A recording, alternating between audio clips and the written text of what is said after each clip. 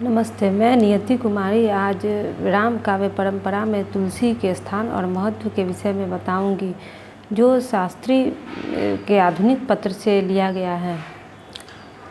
हिंदी साहित्याकाश में तुलसीदास जी सूर्य के समान देदीप्यमान है। राम को आलंबन बनाकर साहित्य लेखन की परंपरा अत्यंत प्राचीन है। वाल्मीकि हमारे आदि कवि हैं तो रामायण उनका आदि काव्य है और हमारे प्रथम साहित्यिक नायक राम ही हैं। वाल्मीकि के राम श्रेष्ठ है, पुरुषोत्तम है। वे अपने महान कर्मों से लोक जीवन में प्रतिष्ठित हुए और अध्यात्म रामायण तक जाते जाते विष्णु के अवतार और भक्ति के आलंबन बन गए। मर्यादा पुरुषोत्तम राम के माध्यम से लोक जीवन में भक्ति का प्रचार प्रसार हुआ और राम काव्य परंपरा विकसित हुई। उत्तर भारत में राम भक्ति को प्रचारित करने का श्रेय रामानंद को है और राम भक्ति को लोक जीवन में प्रतिष्ठित कर उसे लोक भक्ति का रूप देने का श्रेय तुलसी को है। वैष्णव भातब्ज भास्कर और रामार्चन पद्धति नामक ग्रंथ राम भक्ति की आधारशिला है। इसमें कबीर तो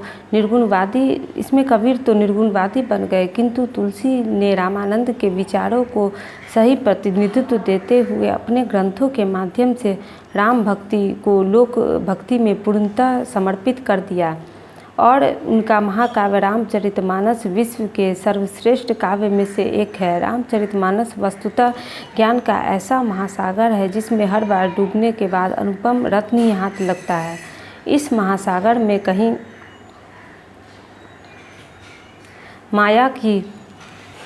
माया की उर्मियाँ हैं तो कहीं भक्ति की प्रशांत धारा, कहीं नैतिक विचारों का ज्वार भाटा है तो कहीं आध्यात्म की सरिताओं का अपूर्व संयोग। तभी तो रामचरितमानस धर्म ग्रंथ भी है और काव्य ग्रंथ भी।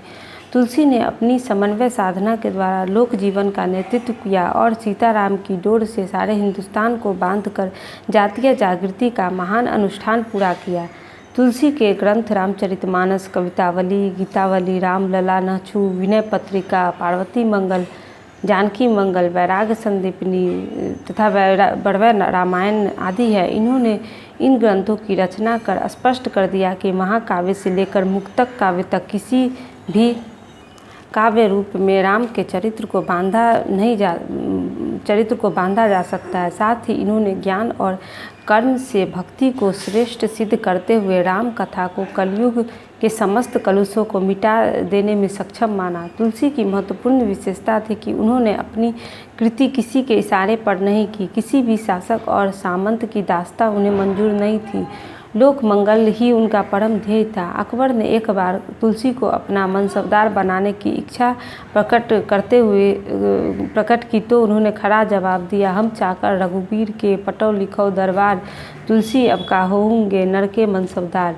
तुलसी के बाद राम काव्य परंपरा को आगे बढ़ाने का श्रेय केशव दास को है। उन्होंने रामचंद्रिका नामक अपने महाकाव्य में राम का चरित्र वर्णित किया है। यह काव्य कवि का व्यक्तित्व और पांडित्य प्रदर्शित करता है। साथ ही यह दार्शनिक या धार्मिक तथा नैतिक शिक्षा का ग्रंथ नहीं है, बल्कि शुद्ध काव्य ग्रंथ है। इसलिए यह रामचरितमानस की तुलना में लोकप्रिय नहीं है। अपनी कठिन कविता के कारण केशव कठिन काव्य के प्रेत कहे गए हैं। केशव ने राम कथा को भक्ति भाव से नहीं, कवि भाव से ग्रहण किया और अपने समस्त पांडित्य का प्रदर्शन करने का माध्यम बनाया। केशव को सबसे अधिक सफलता संवाद लेखन में मिली, जिसके लिए वे आज भी याद किए जाते हैं। केशव के बाद स्वामी अग्रदास ने ध्यान मंजरी में राम का भाइयों सहित सौंदर्य वर्णन किया। राम के मर्यादा पुरुषोत्तम रूप को चरित्र नायक के रूप में परिणत करने की परंपरा का आरंभ अग्रदास से ही होता है। भक्ति काल में ही अग्रदास के बाद नाभादास ने राम भक्ति से संबंधित कुछ सुंदर पद लिखे और सेनापति ने अपने ग्रंथ कवित्त रत्नाकर की चौथी और पांचवी तरंग में राम का वर्णन किया है। रीतिकाल के प्रसिद्ध राम भक्त महाराज विश्वनाथ सिंह ने राम काव्य संबंधी 6 ग्रंथों की रचना की, जिसमें आनंद रघुनंदन नामक ग्रंथ सर्वप्रमुख है। आधुनिक युग में राम काव्य परंपरा के राजनीतिक, सामाजिक और राष्ट्रीय परिवेश में देखने की चेष्टा हुई और अनेक कवियों ने महत्वपूर्ण ग्रंथों की रचना की। इसी दृष्टि से खड़ी बोली के प्रथम कवि हरिऔध द्वारा लिखित सीता वनवास भी महत्वपूर्ण है।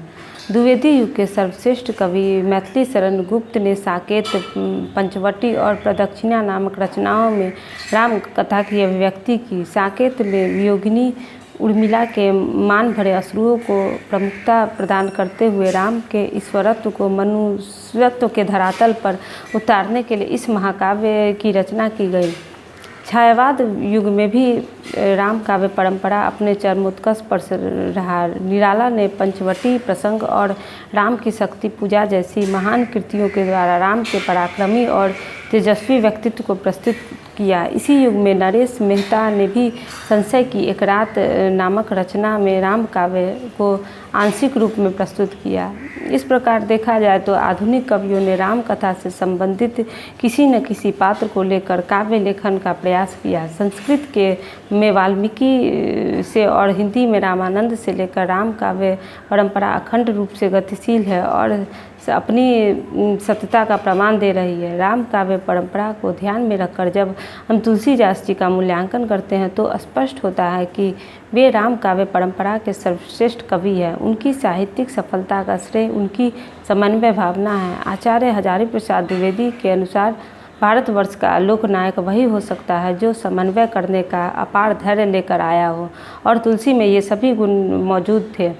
तुलसी ने साधना पद्धति, विचारधारा, काव्य रूप, वर्ण व्यवस्था आदि सभी दृष्टियों से एक समन्वय मार्ग का निरूपण किया। तुलसी ने यह भी सिद्ध कर दिया है कि समाज में निम्न जाति के पात्र भी समाज को सही दिशा दे सकते हैं, जैसा कि रामचरितमानस में दिखाया गया है कि सबरी, गिद्ध, जटायु और केवट जैसे साधारण पात्रों ने भी अपनी विशिष्टता प्रकट की। साहित्य के पात्रों में चरित्र का महत्व इस बात से होता है कि वे समाज के लिए कितने उपयोगी और ग्राह्य हैं। उनका चरित्र अनुकरणीय है और समाज को दिशा देने में सक्षम है।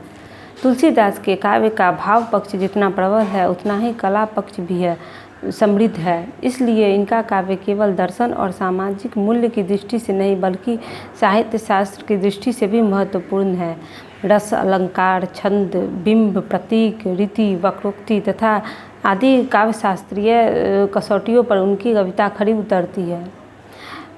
इस निष्कर्ष रूप में कहा जा सकता है कि तुलसीदास जी राम काव्य परंपरा के नहीं बल्कि भक्ति युग के ही नहीं समग्र हिंदी साहित्य के शीर्ष स्थानीय कवि हैं। उन्होंने अपने काव्य से मानवता को दिशा और दृष्टि दोनों प्रदान की है। वे मौलिकता और भाव ग्रहण दोनों को ही में कुशल और खड़े हैं। इतिहास और कल्पना दोनों को ही उन्होंने भली भांति उजागर किया है। इसलिए इनका हिंदी साहित्य के राम काव्य परंपरा में महत्वपूर्ण स्थान है।